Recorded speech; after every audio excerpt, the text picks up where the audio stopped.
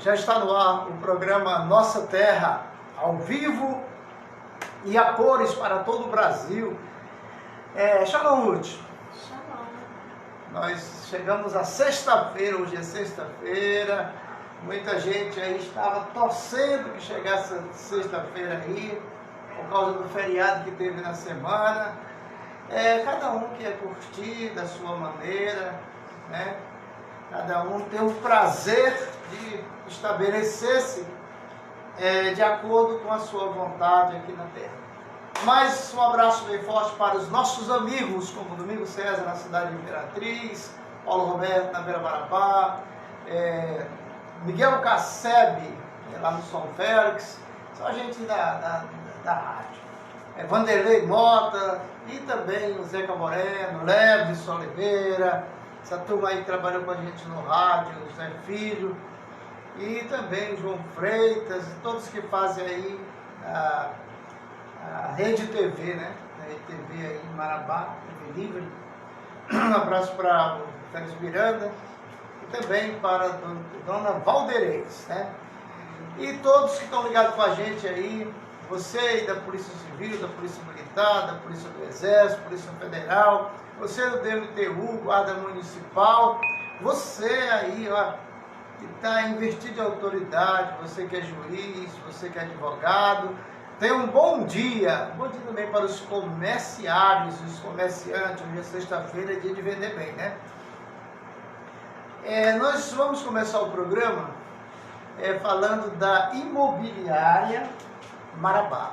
É uma opção nova em Marabá para você adquirir apartamentos com a melhor qualidade e um preço bem baixinho, que cabe no seu bolso. Então, a imobiliária Marabá, ela tem mais de 300 apartamentos para vender. Você pode escolher e comprar e entrar para dentro e aí ter uma vida de dizer assim, esse apartamento agora é meu, né? Comprei, né? E o telefone de lá é 94 98 44 36 46 3, né? Você liga para a imobiliária Marabá e fala com a dona Jane, que é a proprietária, é a delegada do Cresce, imobiliária Marabá.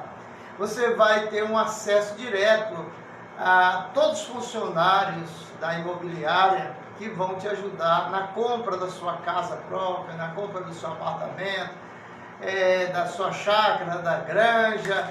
Então, são muitos móveis e imóveis que a imobiliária tem para te oferecer, né? Não deixe de ligar para a dona Jane, que é 94 98 44 36 46 3. E aí você vai fazer um ótimo negócio. Quem sabe a pessoa já entra no Natal, né? Já dentro do seu apartamento. Ou quem sabe, se você comprar dentro de um mês, você já está dentro do seu apartamento, né? Depende de onde você escolher, porque são muitos lugares, os condomínios onde tem os apartamentos, estão fazendo área de lazer, piscina, essas coisas todas, né? Então a imobiliária Marabá é o que eu indico para você comprar o melhor. Vamos fazer uma leitura aqui interessante. Nós terminamos o livro de Vaikra e agora vamos entrar para o livro de Números, né? O livro de Números é um livro muito bom para a gente ler e aprender algumas coisas do Deus de Abraão, de Isaac e de Jacó.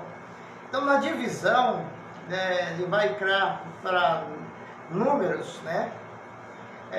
Tem alguma coisa identificando o que é o livro de Números, né? Na Bíblia. O quarto livro do Pentateuco foi intitulado em hebreu Bamidbar, que significa no deserto. Então, esse livro aconteceu no deserto.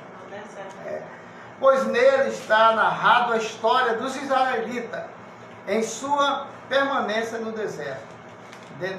Denominou-se também o Hamash Apekudim, livro dos censos, onde foi feito o censo, começou o censo aí da humanidade nessa época.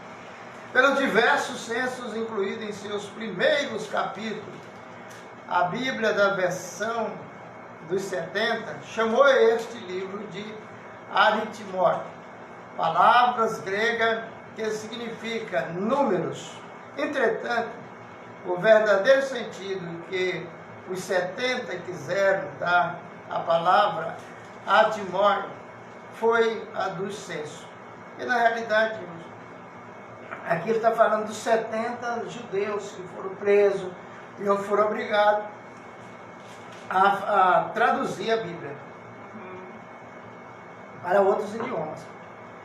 Em números de números é relatada a história do Ben Israel, os filhos de Israel, né? Em sua longa estadia no deserto, 40 anos da vida de um povo nômade, no lugar estéril, a luta contra a natureza hostil e o desejo de chegar à terra prometida. Todos nós temos esse desejo de chegar um dia à terra prometida. Isso é importante, né? Moisés é o herói do livro. E frequentemente se entrelaçam algumas lendas com dramáticas narrações. O livro pode ser dividido em 3 partes. A primeira, do capítulo 1 até o 10, verso 10. Narra-se os últimos acontecimentos ao pé do Monte Sinai e a diferentes decisões tomadas por Moisés antes da realização da sua longa travessia pelo deserto. No capítulo 1 e 2, encontramos ainda o censo das diversas tribos, das quais, como dissemos antes, deriva o título grego do livro. O capítulo 3 trata da consagração dos levitas, né, que agora é o sacerdote, dos levitas ao serviço do trabalho. Do capítulo 5 ao 7, volta a ser enunciado diversas leis sobre os doentes ou contaminados, sobre os pecados e também sobre o voto do nazireu. Naquele tempo, muita gente fazia o voto do nazireu, né? E considerava-se o nazir pessoa sagrada e às vezes colocando no mesmo nível dos profetas. Não devemos confundir o nazirim e o nazirute. Com os nazarenos, nome dado para Epífane, e aos membros de uma seita judaica pré-cristã, além do Jordão, os quais negavam que a lei do Pentateuco fosse promulgada por Moisés, e não fazia sacrifício e não comia carne de animais. E o nome de nazarenos designou também ao judeu que foram ao precursor do cristianismo. Quer dizer, antes de criar-se o cristianismo, o povo judeu já tinha se dividido. É por isso que tem os saduceus, né, os fariseus, e são 5 classes aqui de judeus, que cada um já tinha a sua própria doutrina, os seus ensinamentos. Já não estava mais ligado no todo, mas sim cada um criava estilos de vida, regras, normas, para implantar no seio do povo judeu. Então aqui já tinha a divisão, né? Essa divisão. A consagração do tabernáculo está no capítulo 7 do livro, e vai me dar, significa de número, uma lista detalhada das diferentes oferendas a sacrifício. As oferendas, o sacrifício que eram praticados diário, chamado sacrifício diário, todos os judeus da época ali, eles praticavam o ritual do sacrifício, matar o animal, derramar o sangue servia para purificar o agressor, o transgressor, né? Então a consagração do tabernáculo está no capítulo 7 do livro de Valdemir, dá uma lista detalhada das diferentes oferendas e sacrifícios. No capítulo 8 também está a ordem da festa do Pêssego. No capítulo 10, o último conselho antes da partida. Assim termina a primeira parte. Na segunda, que vai desde o capítulo 10 verso 10 até o 20, versículo 13, estão relatados os diversos acontecimentos da vida do deserto. 40 anos de eventos diversos, nos quais os Bnei de Israel, os filhos de Israel, sofrem fome, sede e solidão. E a entrada da terra prometida, que cada dia para eles vai ganhando mais o inestimável valor de algo que se aspira com todo o coração, com toda a força, se deseja com uma intensidade tal que converte o desejo em realidade. Nestes 10 capítulos estão incluídos os fatos que conhecemos desde a peregrinação, as rebeliões contra Moisés e o perjúrio de Miriam e Arão contra seu irmão, capítulo 13, e envio dos exploradores a Canaã, capítulo 14. Algumas leis vão até o capítulo 16, em que se narra a rebelião de Corá e de sua gente,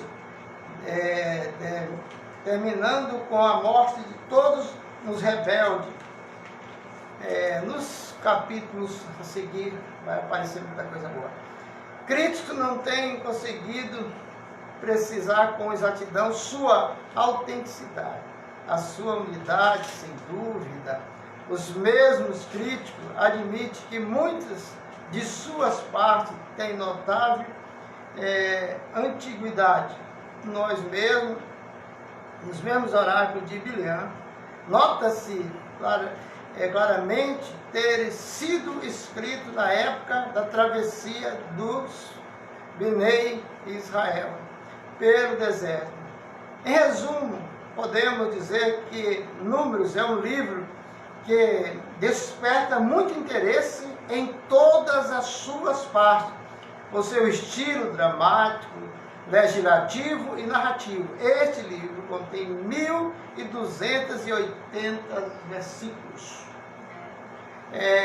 O livro de Números nós vamos começar hoje, mas no mês de junho todo nós estaremos estudando sobre Bamidbar, né, que é o livro de Números, aonde na porção 34ª porção semanal de Bamidbar, a gente vai aprender qual é a perfeita vontade de Deus, o que Deus quer com a gente, o que Deus quer com o seu povo, porque o povo sofreu tanto, porque que Deus deu livramento, mas alguns se tornaram rebeldes ainda, né?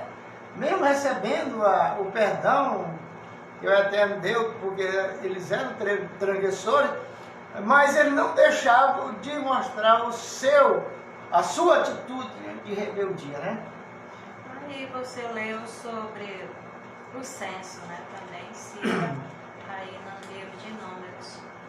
De vez em quando tinha que fazer o censo, porque quando eles desobedeciam o Eterno mandava alguma praga, aí tinha que ver quantos morreram, quantos ficaram vivos. O nosso Rabino Rony de Israel, ele é o reitor da Academia de Moisés. Ele fez um vídeo, né? Sempre a gente recebe vídeo, todo dia a gente recebe vídeo dele de Israel. São novas. O judaísmo não para de ter novidade, a gente está sempre aprendendo. E aí ele fala a respeito dessa situação do Rio Grande do Sul. Né? Por que quem está fazendo aquilo? É o diabo ou é Deus? Ei, pensa aí, você aí que está assistindo o programa. Depois você dá a resposta. Dá a resposta para você mesmo. Quem está destruindo o Rio Grande do Sul? É o diabo ou é Deus? Né? Fica aí a pergunta, depois a minha esposa vai explicar mais tarde. Mas vamos para uma tefilá, uma brahá, uma oração para equilibrar mais a nossa vida profissional, espiritual, material, familiar, social e sentimental. Hoje é sexta-feira, já é preparação para o Shabat, né? Então eu vou ler aqui uma passagem que é o sábado, né? Que é Shabat. Mas eu vou ler hoje, que é Shalom Aleichem, que é onde a gente diz bem-vindo aos anjos que vêm para o Shabat. Shalom Aleichem. E diz assim. Uma saudação aos anjos É, que vêm para o Shabat para participar do Kiddush. a gente faz sempre cantado, né? Em hebraico. Shalom Aleichem.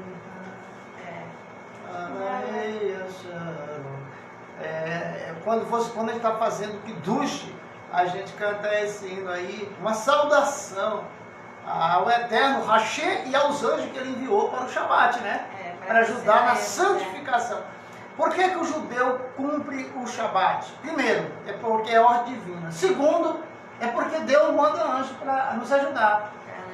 Por exemplo, hoje é sexta-feira, no final da tarde, a gente faz aqui em casa, com a nossa família, o Kiddush. É o recebimento do Shabat no final da sexta-feira. A partir dali, uma alma adicional, quando a gente faz a leitura do Salmo 91, o Eterno manda uma alma adicional para quem está fazendo o Kiddush, no Shabat, que vai guardar o Shabat, que se compromete. Aí o Eterno manda uma alma adicional para a gente não desviar, não pecar e permanecer ali na santificação Kadosh Baruch Hu, né? Então aí começa a vida do judeu, na sexta-feira, para-se tudo que fazia antes e agora entrou a hora da santificação do Kadosh Baruch Hu. Ele diz assim, Shalom Aleichem, a paz esteja convosco, anjo da paz, anjo do Altíssimo, enviado pela parte do Rei dos Reis, santo bendito é Ele. A vossa vinda seja em paz, anjo da paz, anjos do Altíssimo, enviado por parte do Rei dos Reis, santo bendito é Ele. Abençoa-me com a paz, anjo da paz, anjos do Altíssimo, enviados por parte do Rei dos Reis, santo bendito é Ele.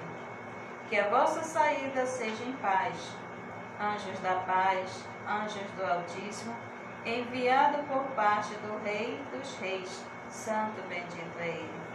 Porque aos seus anjos dará ordem a teu respeito, para que te guardem todos os teus caminhos. Ó anjo, o Eterno guardará a tua saída e a tua entrada, desde agora e para sempre. Mulher virtuosa, quem pode achar? Eu. Porque o seu valor muito excede ao das pérolas. O coração do seu marido confia nela, e não haverá falta de lucro. Ela lhe faz o bem e não o mal, em todos os dias de sua vida. Ela busca lã e linho, e de bom agrado trabalha com as suas mãos. É como um navio mercante, de longe traz o seu pão. Também se levanta quando ainda está escuro, dá mantimento à sua casa, e às suas escravas a tarefa. Considera o campo e compra-o com o fruto das suas mãos. Planta uma vinha, cinge os seus lombos, e fortalece os seus braços. Percebe que a sua negociação é proveitosa. A sua lâmpada não se apaga de noite. Estende as suas mãos ao tear e as suas palmas para instrumento de tecelão. Abre a sua palma da mão para o pobre, estende aos necessitados as suas mãos. Não tem medo da neve pela sua família, pois toda a sua casa está vestida de lã escarlate. Faz para si cobertas, e a sua vestimenta é de linho finíssimo e de púrpura. É conhecido seu marido nas portas da cidade por causa das suas belas vestimentas. Quando se assenta entre os anciões da terra, faz túnicas de linho e vende-as, e entrega cintas aos negociantes. A força e a dignidade são seus vestidos. Alegra-se da honra que lhe farão no final.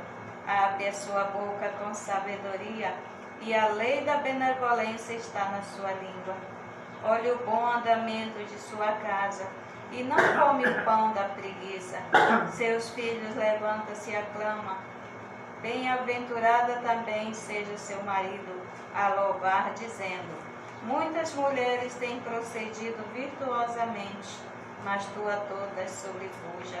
A graça é enganadora e a formosura é vã, mas a mulher que teme ao Eterno, esta será louvada. Dá-lhe do fruto de suas mãos, e nas portas da cidade louve-na pelas suas obras. Baruch Hashem. Baruch Hashem. Eu estava vendo aqui o livro de Números. Nós vamos passar esse mês de junho estudando e o mês de julho. Porque ele é bem alongado. Mas aqui conta-se a história do povo israelita no deserto, né? No deserto, no estreito. Hoje cada um de nós tem um deserto em nossa vida. Há tantas dificuldades que nós já passamos em nossas vidas e fica registrado dentro dos anais da nossa história os sofrimentos, as dores, os problemas que passamos, as covardias que nós ajudamos alguém e alguém nos traiu. Essas coisas todas ficam na história dos anais da vida de cada um. Porque na realidade, Ruth, como se registrou o livro de Bamidbar, que é o livro de Número, a história do povo que estava lá preso no Egito, quando foi liberado, agora eles estão livres, mas eles têm um problema muito sério, que é essa formação aí de cidade, de deslocar de uma cidade para outra, de cidade para outra não, de um lugar para outro, né? Porque na época eles não encontravam cidade. Então eles, como era uma nação no deserto, imagine, muita gente no estreito, passando fome, precisando, falta de remédio, falta disso, falta daquilo, mas eles foram um povo valente que marcharam em direção à Terra Prometida, né? A Terra Prometida. É assim que nós devemos ser. E essa Terra Prometida está aí, muitos, quer dizer, não ficaram por causa da perseguição e vivem na diáspora, né? Mas a nossa direção sempre é Israel, que é a Terra Prometida. A Terra Prometida. Por exemplo, assim, Israel hoje é Estado. Sempre falamos aqui, Israel é Estado. Ainda não é um país. Mas Israel tem a promessa de se tornar um grande país e terá um grande rei que vai reinar sobre as nações. Mas não é assim logo não, né? Não. Quando ele vai lutar muito para chegar a ser rei de Israel, quando ele dominar Israel, aí ele parte para as nações, porque o intuito do Mashiach, do rei que virá para Israel, é divulgar a Torá. É o que nós estamos fazendo aqui. Diz assim que o ser humano ele é tão desobediente, que é assim, por eles não obedecer ao Eterno, eles chegaram até o Egito, estavam na prosperidade, na bênção, no melhor, né? Por causa de José. Mas depois, muita gente é assim, luta para conseguir um sucesso, uma fama, dinheiro, depois esquece do Eterno. Assim aconteceu com os descendentes de José. Mas o Eterno usou Moisés para tirar esse povo, para levar para a Terra Prometida, porque era uma promessa, né? Era uma profecia, quer dizer. E aí ele tira e vai, mas o pessoal sempre puxando para o outro lado, né? E aí o Senhor, para preparar eles, passou 40 anos. Quando eles chegam na Terra Prometida, depois já se envolvem com outras coisas, eles vêm as perseguições, eles têm que fugir para não morrer, houve guerra, houve tanta coisa nessa Terra Prometida. E é interessante hoje que tudo está registrado aqui, nem tudo, né? Nem tudo. Nem tudo. Ainda tem mais. Hoje nós estamos na diáspora, mas a vontade do Eterno é que a gente volte para a Terra Prometida. Mas o povo botaram na cabeça que ia cair para o céu. E quando a pessoa morre, o Senhor vai levar para a Terra Prometida, não é para o céu. Mas isso as pessoas não estão no nível de entender. Não, né? eles não querem Ela não entender. está no nível de entender, porque o relógio de tudo, de todos os países, é Israel. É isso, né? Israel. Muita coisa que as pessoas não acreditam nem sabem hoje, Mas quando nós fomos explanando assim a Torá, por exemplo, nós temos quantos anos? 17 anos ensinando Torá em rádio, televisão. Estamos entrando nos 18. Né? 17 anos e uns tiquinhos mais. Mas a vontade de Deus é essa, que a Torá seja conhecida em todas as nações, porque a Bíblia diz que a terra vai se encher do conhecimento de Deus. Não é dessas pregações que você está ouvindo aí, que isso aí não é o conhecimento de Deus. Conhecer Deus é diferente do que a gente ouvir falar. Né? Você ouviu falar a experiência de alguém. Agora, você ter experiência com ele, por exemplo, eu estou muito agradecido ao Hashem, porque eu sou uma pessoa que no mundo espiritual eu tenho as minhas restrições, né? Porque eu aprendi assim, a cultura nossa. E então muita coisa eu não avanço mais porque eu sou cuidadoso, né?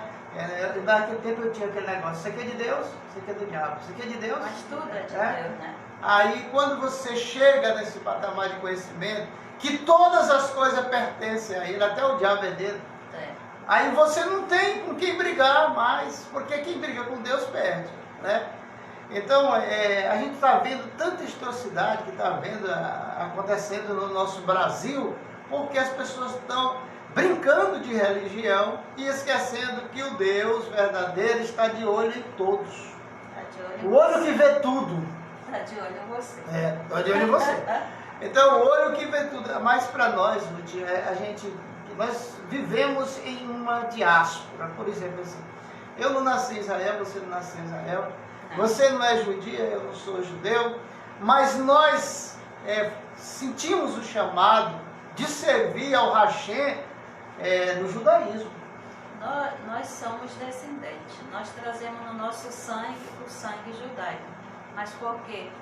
Porque os nossos ancestrais, nas fugas, nas perseguições, saíram aí pelo mundo, principalmente ali pelo Nordeste, Ceará, e por ali ficou.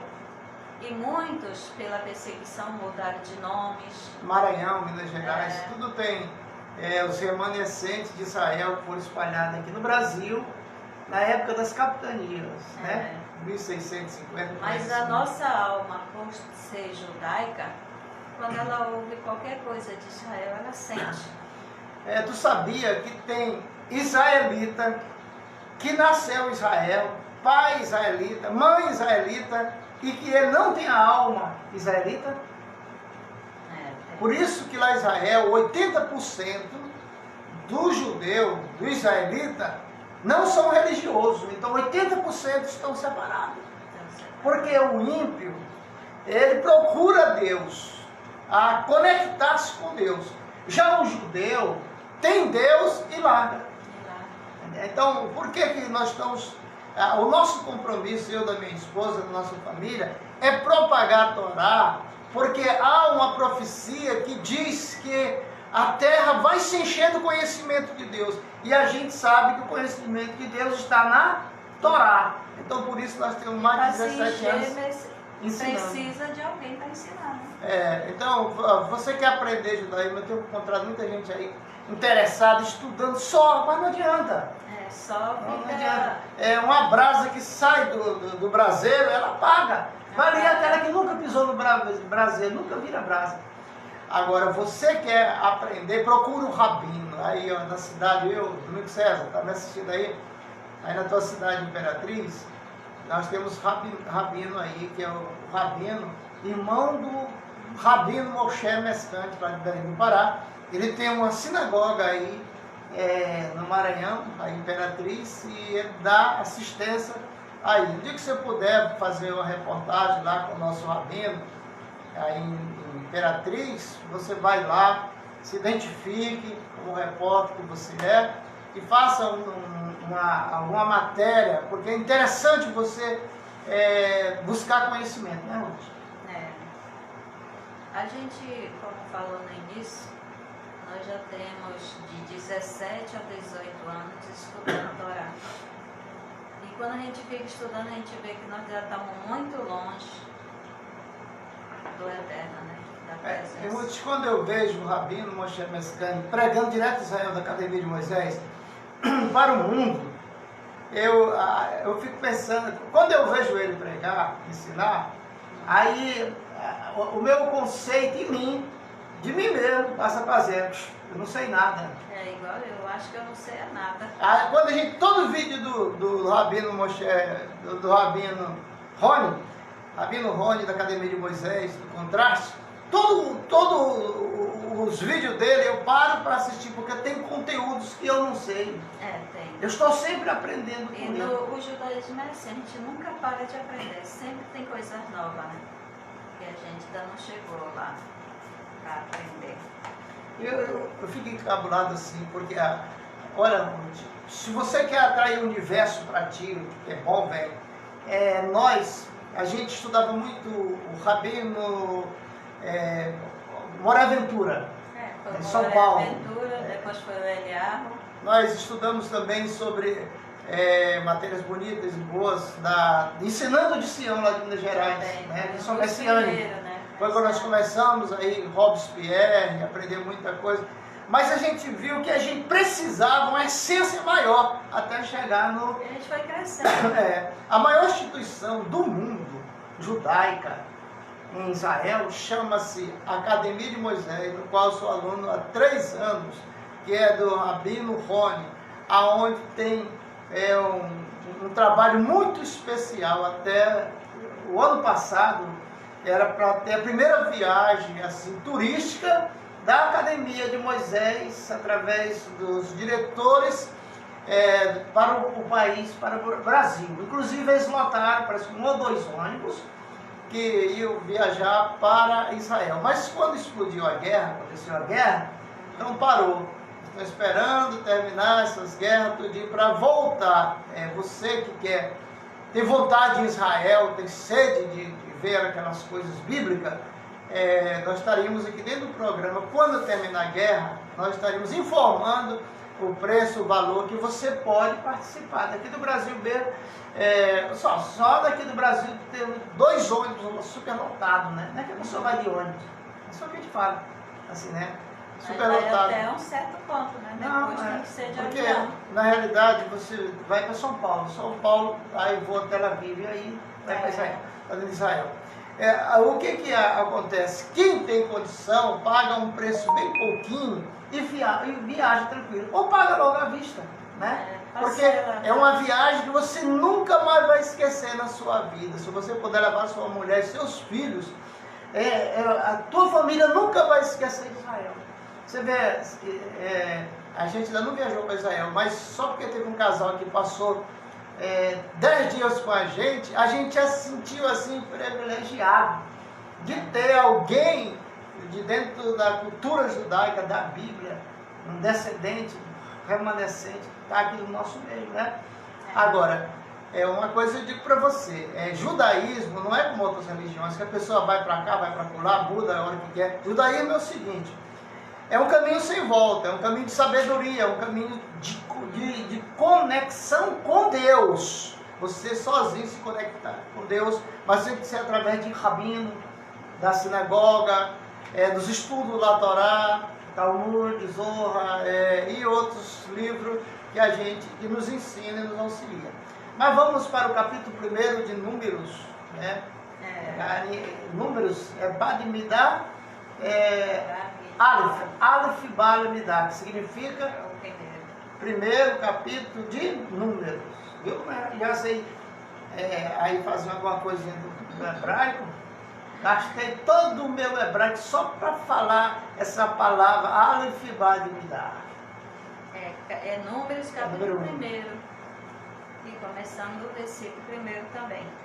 E falou a Eterno a Moisés e Moshe, no deserto de Sinai, da tenda da reunião, no 1º dia do 2º mês, no 2º ano da sua saída, dos filhos de Israel, da terra do Egito. Só um instantinho. Repara que palavra bonita essa aqui. Já começa o livro de Números com a palavra mais bonita que eu acho que tem na Bíblia. E falou o Eterno a Moisés. Essa palavra é muito forte.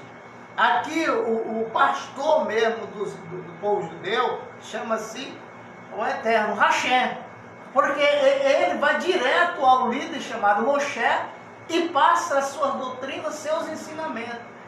E falou o Eterno a Moisés. Procure no Novo Testamento, você vê se Deus fala com alguém. E se a pessoa No não Novo tiver Testamento você não encontra. conhecimento do calendário judaico, ele vai pensar o quê? No primeiro dia do segundo mês, no segundo ano de sua saída, dos filhos de Israel da terra do Egito, dizendo: se fosse pelo nosso calendário, dizia no primeiro dia do segundo mês, seria fevereiro. Fevereiro, é. Mas é no calendário judaico. Parabéns para ti. A gente tem que estar mastigando ali o hebraico, ele vai. Porque na realidade, quando você está estudando hebraico, fica aquele coração. Flui. Palavras aí bonitas. Você falou bonito aí. E seria fevereiro, né? No segundo ano. O acontecimento do livro de. Se fosse no nosso calendário, que é o calendário gregoriano. No calendário gregoriano já é outro, porque para nós sempre parece que esse ano vai cair em outubro, né? Em outubro, é. Yom Kippur? Yom Kippur, Rosh Rosh Hashanah. Quando a gente vê aqui também, Ruth, o que é interessante é que nós aqui estamos começando o livro de Números, a data nos dá aqui dentro. Quem lê isso aqui, que não tem conhecimento judaico, não sabe que isso aqui começou e foi escrito em fevereiro do nosso mês. Do nosso mês. Se fosse usado o calendário a gente no Brasil, né? Nós conhecemos o calendário hebraico e o calendário em português, que é o gregoriano. Porque na realidade, Ruth, a diferença do calendário que nós usamos aqui no Brasil, em vários países, tem uma diferença muito grande. Por exemplo, assim, o calendário bíblico, ele começa quando? 5.784, não é isso? 5.784 de Adão até o dia de hoje. Agora, o calendário gregoriano, ele é diferente, porque nós estamos no ano 2024. Esse é o ano, o calendário da Era Comum, do cristianismo, o começo do cristianismo para cá, é chamado gregoriano, né? Calendário gregoriano. Eu lembro quando era criança, meu pai morreu. Aí minha mãe foi comigo, eu era pequena, ela me levava pelo braço assim. Nós fomos lá na missa, lá no padre, porque tinha uns padres que veio do estrangeiro que eles faziam as missas em gregoriano, parece que eram 9 missas em gregoriano. Aí minha mãe foi lá, porque tinha que pagar uma taxa lá, sabe, para celebrar a missa na intenção do meu pai que tinha morrido. Então são as missas gregorianas. A gente estuda muitos tipos de religiões e a gente passa a ter base o que é certo e o que é errado. Porque o calendário mesmo, o certo mesmo é 5.784 de Adão para cá, não é isso, gente? Isso é a contagem do povo judeu. Aí o ano vai cair o primeiro mês do ano, no judaico, hebraico, vai cair no dia 3 de Tishré. Vai ser em outubro. Vai ser em outubro, o dia 3 primeiro dia. É como se fosse o 1º de janeiro, né? Aqui no Brasil, o calendário gregoriano. O dia 2 é a véspera, né? Que ele faz o preparativo. Também começa a mudança do dia para a noite, é 6 horas da tarde. Eles chamam lá esse dia, o dia 1º do ano, Rosh Hashanah, que significa cabeça do ano. Cabeça do ano. Então, é muito interessante, nós estamos pegando aqui um guia, né, um planejamento judaico, onde mostra todas as festas desse ano. Nós temos aí, até o ano que vem, nós temos uma programação extensa que aqui dentro do programa a gente vai divulgando, né? O que acontece lá, acontece aqui, o que acontece tal. Então a preparação para o livro do Bamidbar. Bamidbar. Bamidbar. Para o Hashem. Aí a saída da terra do Egito dizendo, versículo 2: recebei a soma de toda a congregação dos filhos de Israel, por suas famílias, tribos, segundo seus pais. Esse aqui que é veja bem aqui, ó. Recebei a soma de toda a congregação dos filhos de Israel. Isso aqui é o quê? o censo. Dinheiro, minha senhora. Não, mas aqui é a contagem. Vai Vai contar cada receber a soma de toda a congregação dos filhos de Israel, por suas famílias, tribos, segundo seus pais, segundo o número dos nomes, todo homem, cabeça por cabeça, da idade de 20 anos e diante. Ah, tá certo, aqui é o censo. Eu pensei que ele estava falando aqui, receber é a soma de toda a congregação, que a palavra soma já pensa em dinheiro, né? Não, é lá no... Mas aqui parece que é no... se trata do censo, então... No capítulo 25, que ele pede qual o coração se mover para a construção do templo. Ah, tá. Trazer... Então, voltando para cá, deixa esse negócio de tempo para lá, depois nós chegamos lá. O que acontece, Ruth, aqui? Por exemplo, para os pessoal da tribo de Levi, da tribo de tal, da tribo de Dan, quantos tem? Aí no livro de número vai dizer quantos tem, quem não é, tal, né? E cada família, ele tinha um líder, quer dizer, cada família não, cada tribo. Cada tribo tinha um líder, tinha um estandarte, tinha a sua bandeira. Cada um tem a sua bandeira. E um líder que mandava aquela, como a tribo de Rubem, aí tinha um que chamava o príncipe da tribo, né? Olha, Ruth, sempre teve, tem e irá existir um líder. Nós temos o líder religioso, nós temos o líder político, nós temos o líder da família, que é o pai e a mãe. Então, esse tipo de hierarquia sempre existiu desde lá do céu. Lá no céu há uma hierarquia grande. O Eterno é o cabeça e o resto tudo é corpo dele, forma o corpo dele, que é o exército de Deus, né? Que age em favor do seu povo aqui na terra. Baruch Hashem. Posso? Posso. Pode. Vou voltar aqui.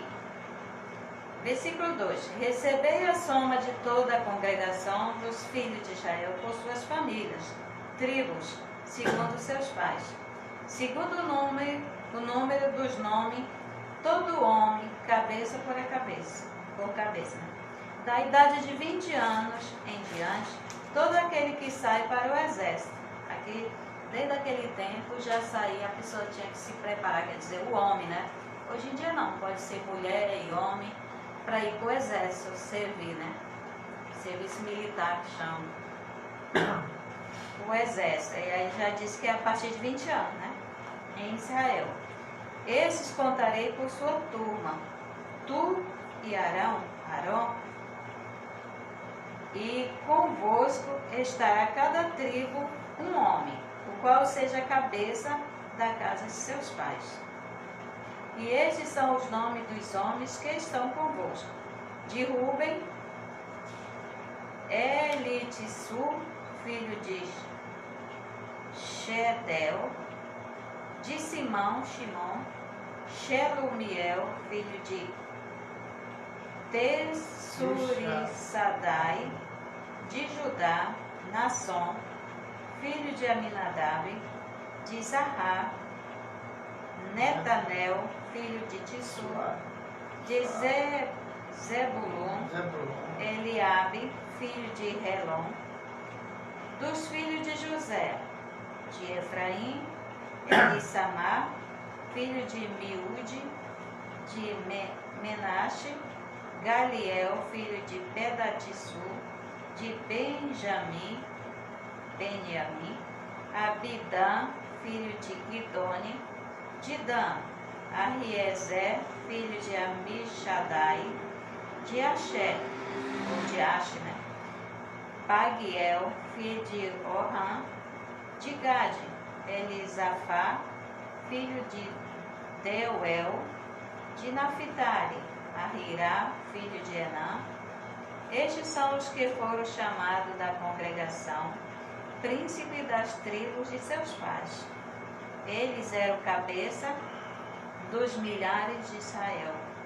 E tomaram Moisés e Arão a estes homens, que foram declarados por nome, e a toda a congregação fizeram juntar no primeiro dia do segundo mês, e foram designados pelas suas famílias, pelas casas de seus pais, pelo número dos nomes, desde a idade de 20 anos em diante, cabeça por cabeça. Como ordenaram o Eterno a Moshe, contou-os no deserto de Sinai. Ruth, essa lista aqui, eles eram príncipes, né? São os primogênitos da tribo. Da cabeça de cada tribo. Cabeça, né? Cabeça é o Rosh. Eles eram o Rosh daqui, cada tribo. Eles eram líderes de todas as internações. E a partir de 20 anos, né? Não podia ser menos. Aqui são pessoas, por exemplo, assim, eu tenho um filho, e o meu primeiro filho é chamado primogênito. Aí, como eu, sendo descendente de Israel, pertencente a uma tribo, então eu ia preparar meu filho para que um dia ele fosse chamado, como foi chamado aqui, para ser um líder, ser um príncipe de Israel. Porque o principado é importante, porque as nossas lutas não é contra a carne nem o sangue, mas é contra principados e potestades e os dominadores do ar. Mas então aqui, eu sou um povo inteligente, inteligentíssimo, né? Cada tribo, porque ele aqui cita Adão, Rubem, Benjamim, José, e cada um tinha aquele que liderava a tribo, né? Que era, a partir de 20 anos, colocava. Porque, além de ser várias tribos, quer dizer 12, né? Ele tinha que ter aquele que liderava, porque senão existia vários pais, várias mães, quer dizer, como é que ia governar, né? Cada um puxava para o seu lado. Então eles tinham que botar um líder em cada tribo. Não quer dizer que era só uma família, não. Cada filho de cada um deles formava família. E quantas famílias, quer dizer, quantos filhos tinha cada família? Nós estamos falando aqui de Bamidbar porque significa números. Nós estamos falando do censo do povo de Israel da época da Bíblia. A organização que era feita para o trabalho desse censo, né? Porque era uma nação, uma nação. Você vê que no Brasil, todo ano, tem a época que o governo federal manda fazer o censo para saber a população. Aí, esse censo, aqui fala da contagem, né? Mas, na realidade, é uma ficha que vai falar da contagem, saber quantas pessoas tem no país, quem está passando no estreito, quem está na situação complicada, quem está devendo, quem está em situação boa financeira, quantos filhos, a família. Então, é uma ficha corrida. Aqui na Bíblia não fala assim que foi feita uma ficha corrida, mas a gente já sabe que existe isso, porque nem tudo que a Bíblia fala, ela não fala tudo o que é para se colocar, porque senão o livro não cabia. Né? A gente vê que cada filho tem a sua família, né? Quantos filhos teve? Vamos curtir, compartilhar. Pessoal aí, ó, dá um like aí, vamos se inscrever no canal, né? Aumentar a audiência está boa, muito bom. Cada um tem a sua família, assim. Eu cheguei na cidade quando eu tenho não sei quantos anos que eu fui em Monte Alegre, né? A cidade onde ela nasceu. A roça, a fazenda dos meus parentes que tem pra lá. E tem uma tia que eu considero não de sangue, mas o marido dela era irmão do meu padrasto. Quando nós fomos na casa dela, ela tinha vários filhos. E ali tinha a casa dela, bem dizer, no centro daquela terra, mas tinha uns caminhozinhos que entravam. Um ia bater na casa de um filho, outro caminho ia bater na casa de outro filho, outro assim. Eu sei que ela tinha, acho que mais ou menos uns 8 filhos. 8 caminhos. Mas daí de cada filho daquele, já tinha os netos. E cada um já tinha seus filhos também. Quer dizer, cada tribo era assim. A formação da tribo, dos índios aqui no Brasil, você fala assim, quando Pedro Álvares Cabral chegou aqui no Brasil, já tinha os índios. Porque esses índios são descendentes de Israel, que vieram com Salomão. Que fugiram também, Que né? eles vieram com Salomão na época, vieram de navio para o Brasil e levaram o ouro, a comitiva levou o ouro para a cúpula do templo na cidade de Jerusalém na época de Salomão. Aí alguns índios fugiram, alguns escravos da época fugiram, e era tudo escravo israelita, dessa cor negra, assim como a minha, e se espalharam nas matas aí. Então aí surgiu os índios do Brasil, né? Muitas pessoas se escandalizam quando fala que o povo hebreu era negro, né? E acha que é branco. Tudo era branco. Moisés era negro do cabelo sarará. E Salomão, Sansão, era daquele que Rastafari. Rastafari, aquele que a trança assim. Todo embora. Quando fala das tranças, ele tinha 7 tranças, né? Pensa na moitona. Mas a força dele estava no cabelo, né? No cabelo. E a força nossa tem que estar dentro da cuca, na sabedoria, para não pecar contra Deus. Para o quer dizer, eu vou dizer aqui, mas depois eu digo assim, se for, né?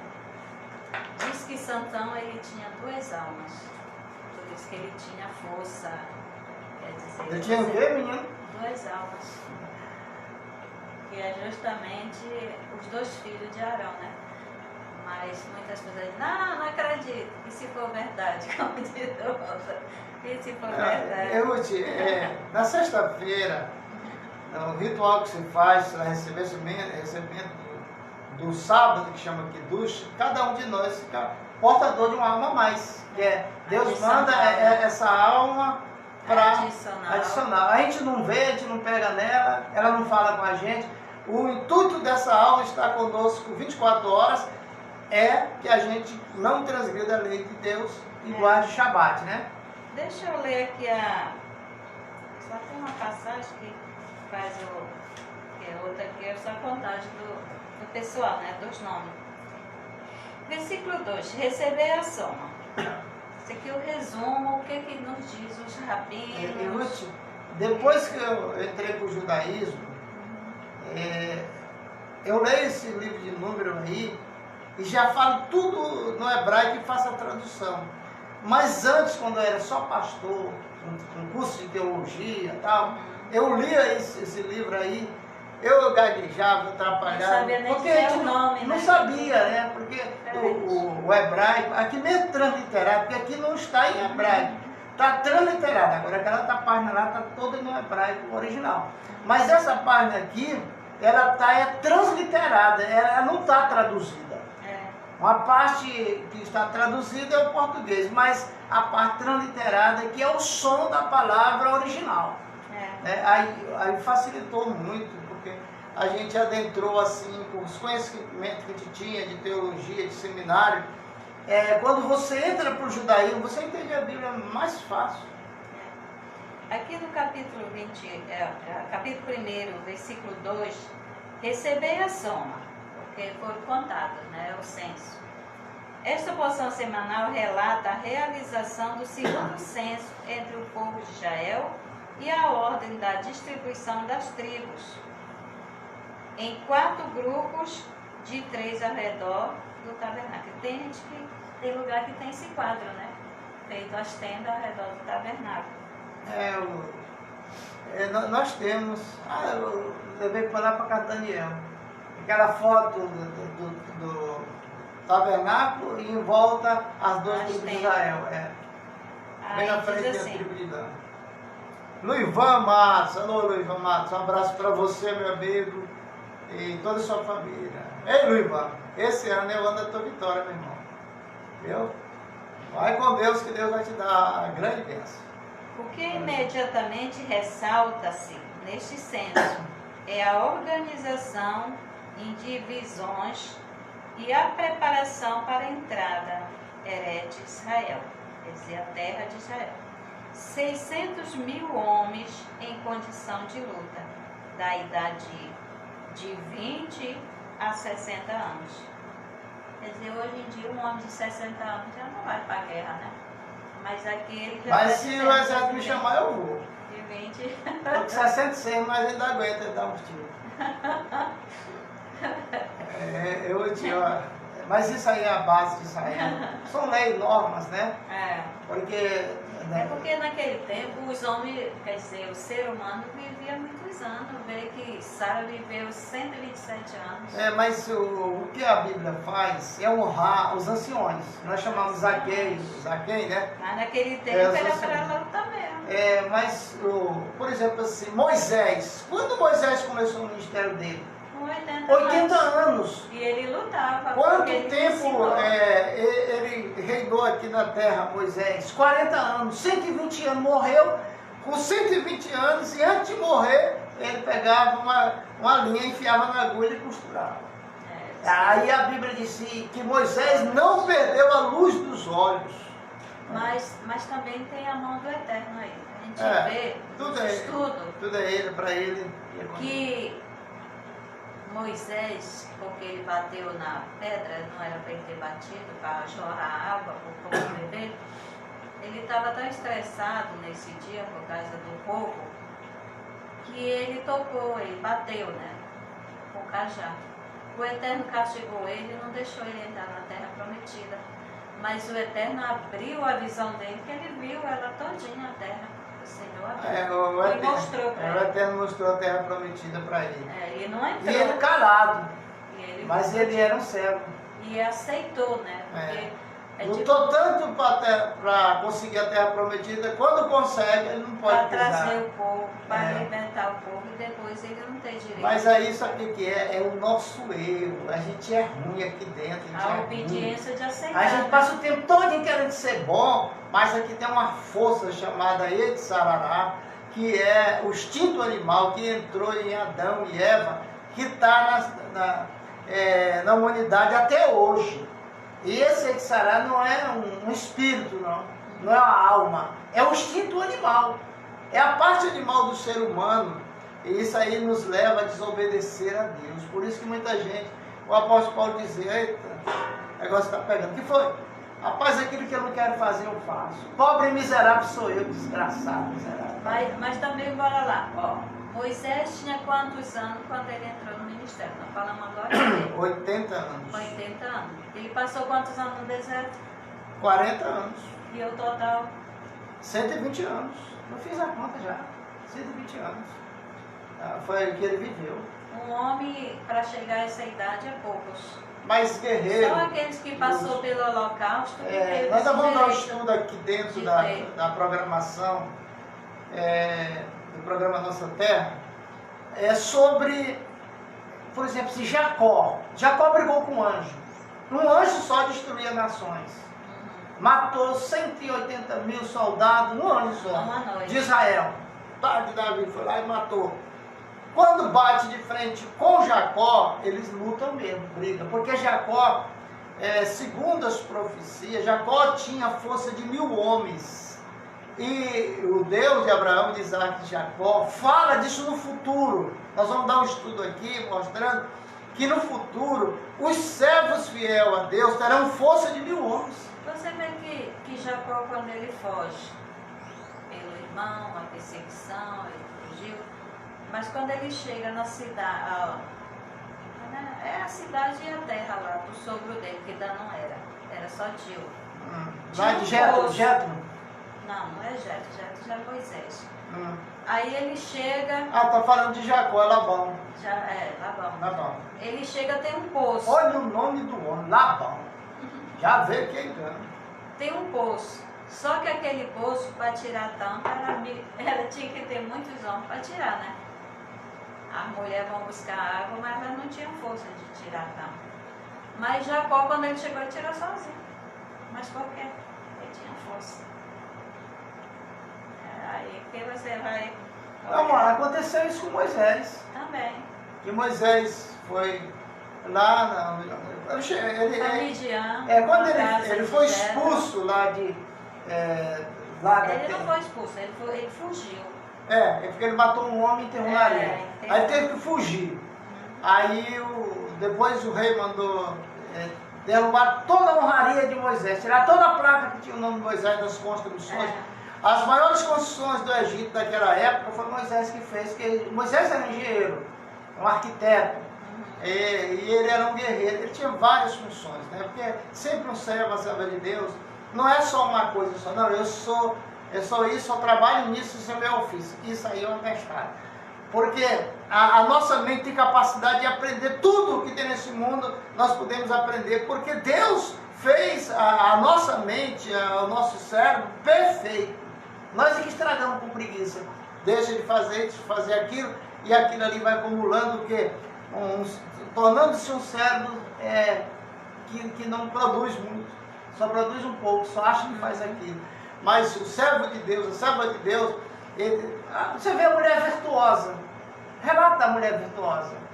Ela cuida da casa, ela cuida do marido, ela faz roupa, ela faz cinto, ela faz cinturões, ela vende. Ela negocia, a mulher virtuosa, ela tem 50 tipos de utilidade que ela Mas exerce. se você for olhar, ela tinha condição, ela não tinha necessidade, bem dizer, daquilo.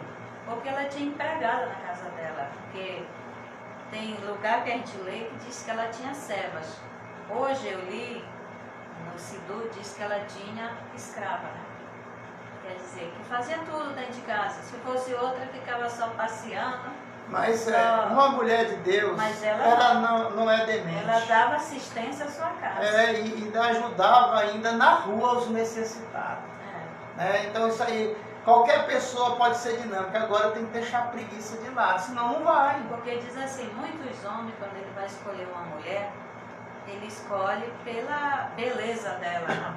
Mas a palavra diz assim, em vão, né? A beleza nada vale, né? Olha, o que nós pretendemos passar para as pessoas, que é para você que está assistindo o programa, estudar a Bíblia, procurar seu líder, estudar com ele, aprender e crescer espiritual.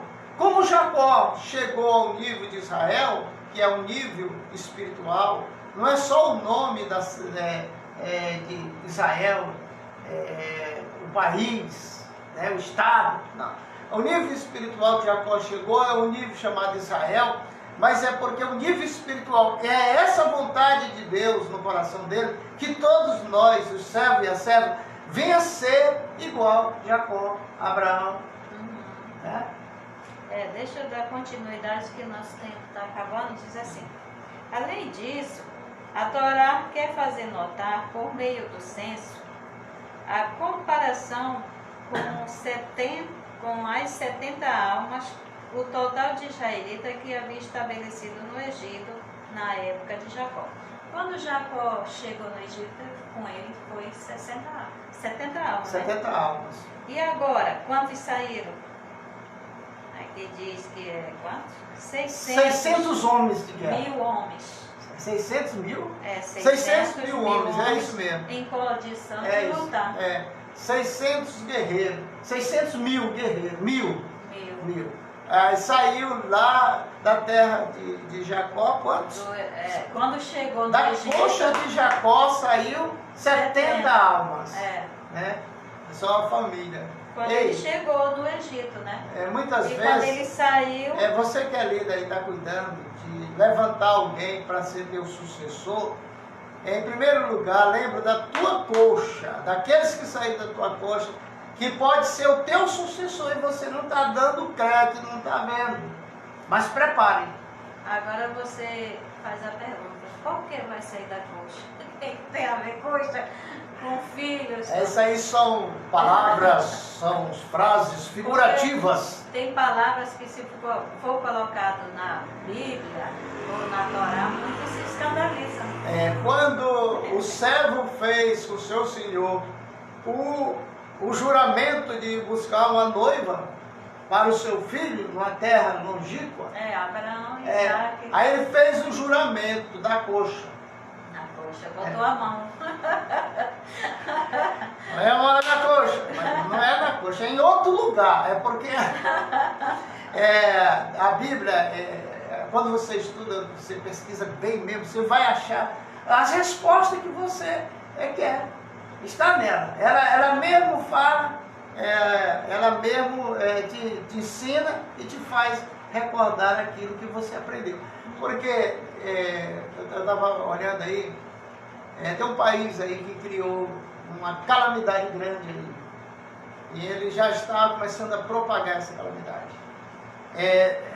No mundo dos negócios políticos grandes, existe uma regra chamada regra de 3, que é você criar uma situação, você divulgar a situação e você ter a solução para aquilo que você criou.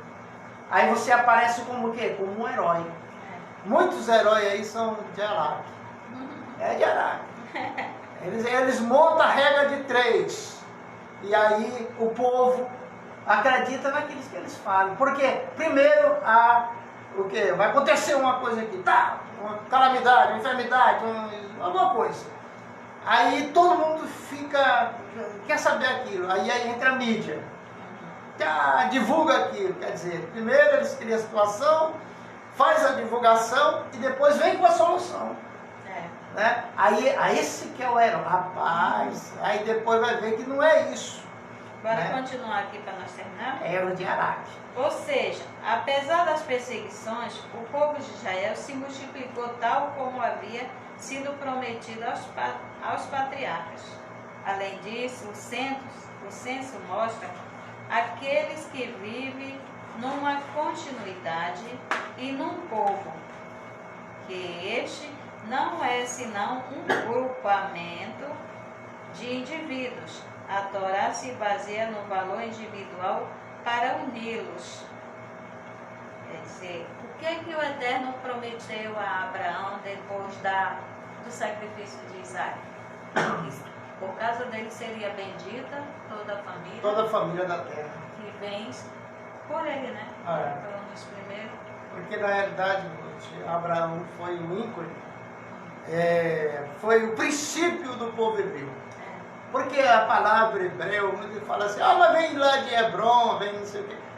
Olha, a palavra hebreu, ela é assim, catalogada como um princípio e um fim. Quer dizer, o que é um hebreu? É aquele que fez uma jornada. Quando Deus quis fazer de Abraão um hebreu, ele disse, Abraão, pega tudo que tu tem e sai da tua terra e vai para onde eu vou te mostrar. Aí então, quer dizer, aí Deus traça, não é a simulação, mas traça já o caminho dele. Sai da sua terra, da tua parentela. Ele está falando para Abraão, mas Abraão não está só. Abraão tem família, tem escravo nascido em casa, tem propriedades. Tinha condições. Tinha condição financeira. Era rico, tinha mordomia. Aí, muita fé para largar isso. Ele acreditou na voz do Hashem quando disse, sai do meio da tua parentela, porque muita gente está nos assistindo agora, ele quer ser abençoado, mas no meio da parentela não dá. E ele não quer. A parentela puxa para baixo, para tal. Porque o que impedia de Deus abençoar ali Abraão? Era o Tera, né? O pai dele que era idólatra e fabricava ídolos, fabricava Deus. Você queria um Deus de chifre de rabo lá, só chegar e dizer eu quero assim, ele já te mostrava o desenho. E ali eles fabricavam. De barro, de madeira. Eles fabricavam de bronze, de vários metais. Agora, quando fabricavam de barro, foi aí que Abraão quebrou todos os ídolos do pai dele. Porque o pai dele, porque a gente que é pai, a gente quer que o filho siga a nossa profissão, faça a nossa vontade. Mas a vontade de Tera, ele era idólatra. Mas Abraão descobriu o Deus único. E quantas pessoas acreditam em muitos deuses, Abraão estava acreditando só no Deus único. E aí já não estava batendo mais certo. E ele teve aquele chamado, né? O Eterno, ele obedeceu o chamado do Eterno. Então, sai.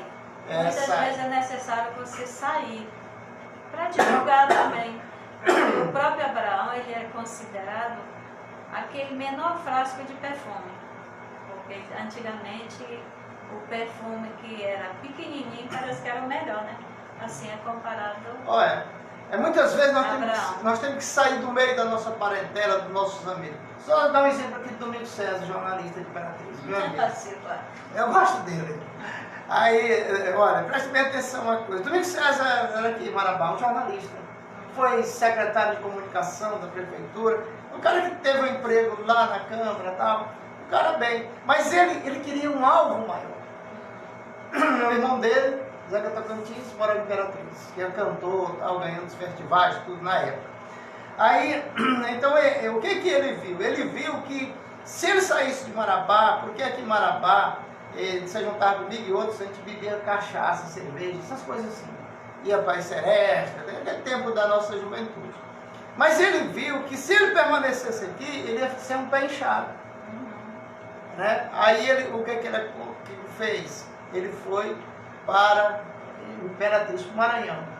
E lá, hoje, o Domingos César é um conceituado, jornalista, escritor, tem vários livros, faz parte da Academia de Letras e outras coisas. Então, hoje, o Domingos César é outra pessoa. Assim também, você pode mudar. Tem gente que morre no lugar e não sai, moço. Não tem uma mudança. Não, eu nasci aqui, eu vou morrer aqui mesmo. Então, tu vai morrer. Mas vamos agradecer a Deus. Luivan, um abraço para você, meu amigo. Desejando a você esse anel anda a tua vitória, viu, Luivan? Bota quente mesmo aí. Mas Deus vai abençoando cada um de vocês. Não esqueça, se teu celular quebrou, tem algum problema, aqui na Cavalcante, Céu, na Folha 24 da 819, fala com Dani Cavalcante. E aí ele reforma o teu celular na hora, né? Na hora você troca com as peças originais. Aí teu celular passa a ser novo de novo. Agora, tu quer comprar um apartamento, viu, Luivan? Quer comprar um apartamento aí de qualidade? Ou quer alugar? Ou quer alugar? Não, o Luivan tem casa aqui em Marabá. Mas deixa eu falar uma coisa. O Luivan quer comprar um apartamento? Um apartamento onde tem área de lazer, tudo.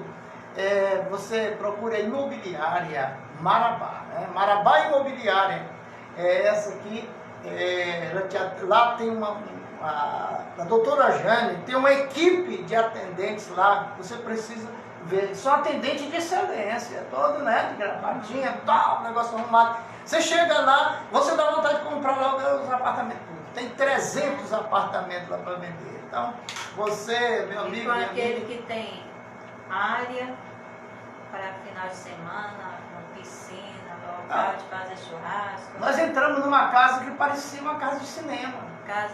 Lugar de esporte. Coisa linda para alugar, para vender. Aí você que está assistindo a gente fora do município de Marabá ou do Interlã paraense, aí, qualquer parte do Brasil, você deseja morar em Marabá, está aí, ó.